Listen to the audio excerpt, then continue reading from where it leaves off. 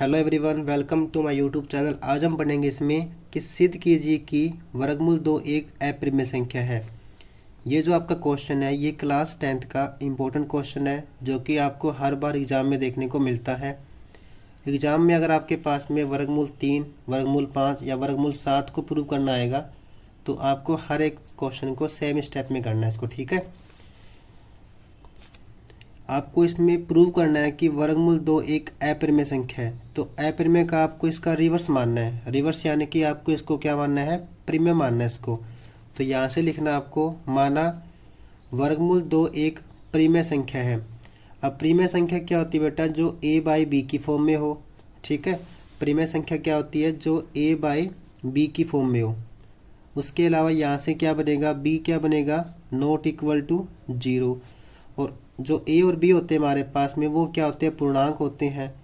अब पूर्णांक यानी कि इंटीजर, जिसके अंदर क्या आएंगे, 0 पॉजिटिव नंबर्स आएंगे और सारे क्या आएंगे उसमें नेगेटिव नंबर्स आएंगे, उसको बोलते हैं पूर्णांक। उसके अलावा a और b क्या होते हैं हमारे पास में, सहभाज्य संख्या। अब सहभाज्य संख्या क्या होती है, अगर दो नंबर का HCF 1 आता है, ठीक है, तो उसको बोलते हैं सहअभाज्य संख्या। तो a और b का HCF यहाँ से कितना आना चाहिए, 1 आना चाहिए, तो उसको बोलेंगे सहअभाज्य संख्या। तो लिख दिया हमने सेम यहाँ से इस चीज़ को। अब स्टार्ट करते हैं इसको। तो सबसे पहले क्या करेंगे, वर्गमूल 2 को a बाई बी की फॉर्म में लिखेंगे इसको। तो वर्गमूल 2 यहाँ से क्या बनेगा, इक्वल में a बाई बी। अब क्रॉस मल्टीप्लाई कर देंगे, वर्गमूल 2 की मल्टीप्लाई करेंगे b से, तो वर्गमूल 2b इक्वल में क्या आएगा, a की मल्टीप्लाई कर देंगे 1 से, तो a बनेगा। दोनों तरफ वर्ग करने पे, वर्ग यानी कि इसका स्क्वायर कर देंगे दोनों तरफ में, तो इसका स्क्वायर कर देंगे और a का स्क्वायर कर देंगे। अब इसका स्क्वायर ओपन करेंगे तो यहाँ से क्या बनेगा, वर्गमूल 2 का स्क्वायर और b का स्क्वायर, यहाँ से आएगा a का स्क्वायर। वर्गमूल 2 का स्क्वायर क्या बनेगा, देखो वर्गमूल से वर्ग कट जाएगा, तो यहाँ से क्या बचेगा 2, और यहाँ पे आएगा B square equal to A square. अब 2 मल्टीप्लाई दे रखा आपको बी स्क्वायर से, तो आपको क्या करना है, 2 को लेके जाना राइट साइड में, और मल्टीप्लाई यहाँ पे क्या होएगा, डिवाइड, तो इसको डिवाइड कर देंगे ए स्क्वायर से, तो ये बनेगा बी स्क्वायर बराबर में ए स्क्वायर बाई में 2। अब इसका मतलब क्या होएगा यहाँ से, कि जो 2 आपके पास में है वो ए स्क्वायर को विभाजित करता है, यानी कि उसको डिवाइड करता है ए स्क्वायर को। अगर 2 ए स्क्वायर को डिवाइड करता है, विभाजित करता है, तो इसलिए 2 ए को भी विभाजित करेगा। जैसे मान लो कि आपके पास में 2 दे रखा आपको जो कि 4 को डिवाइड करता है। 4 क्या होता है हमारे पास में, 4 होता है 2 का स्क्वायर। 4 क्या बनेगा, 2 का स्क्वायर।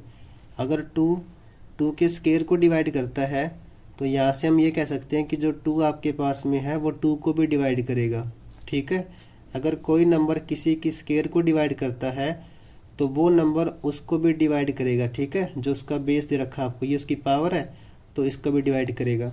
तो यहाँ से लिख दिया हमने इस चीज़ को। इसके बाद क्या करना आपको, जो 2 आपके पास में है वो a को विभाजित करता है, तो इसका मतलब क्या होएगा कि 2 a को डिवाइड करेगा, और डिवाइड करने से कुछ ना कुछ नंबर आएगा, तो उसको हमने c मान लिया।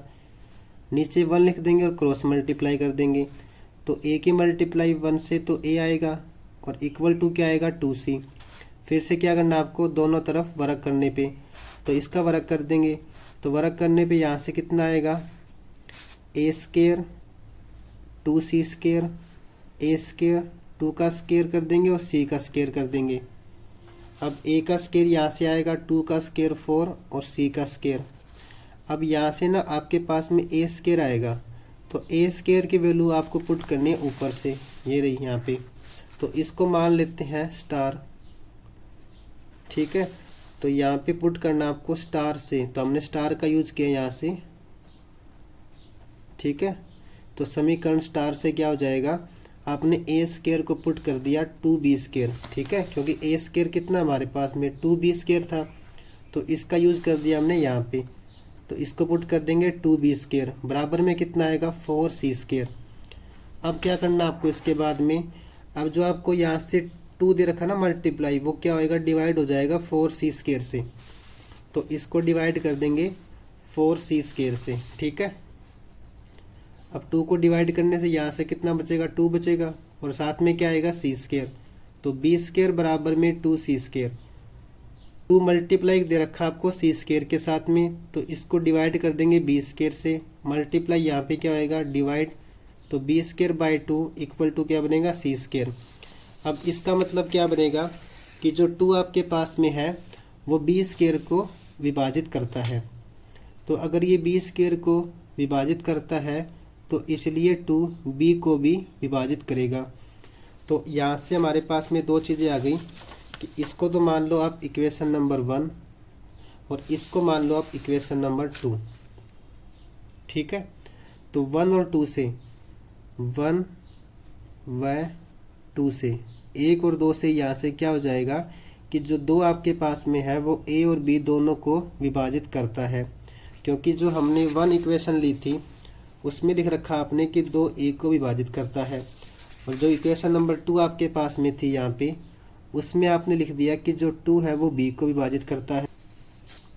तो 1 और 2 से यहाँ से क्या आएगा कि 2 जो है आपके पास में वो ए और बी दोनों को विभाजित करता है, परंतु ए और बी सहभाज्य संख्या है जिसका एचसीएफ कितना आएगा, 1 आएगा। लेकिन इस कंडीशन से तो इसका एचसीएफ 2 आ रहा है। अब ये 2 क्यों आ रहा है, क्योंकि हमने इसको माना ही गलत था। तो आपको लिखना है यहाँ से कि जो हमने माना था कि वर्गमूल 2 एक परिमेय संख्या है वह गलत है, अतः वर्गमूल 2 एक अपरिमेय संख्या है। ठीक है, तो इस तरीके से आपको ये स्टेप फॉलो करने हैं। कोई डाउट अगर इसमें आपको आता है स्टेप में तो कमेंट करके पूछ सकते हैं। Thank you so much for watching this video. और जो आपके क्लासमेट है आपके साथ में, जो आपके फ्रेंड्स हैं, आप उन सभी के साथ में भी इस वीडियो को शेयर कीजिएगा ताकि हर एक बच्चा यहाँ से कुछ सीख सके। एक बार आप इस क्वेश्चन को फिर से देख लें। ठीक है,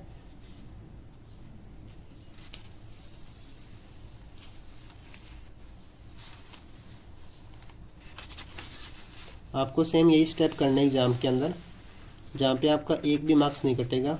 ये 5 मार्क्स में आता है, ये 3 में आता है। ठीक है, तो आप इसको अच्छे से करके जाना एग्ज़ाम के लिए।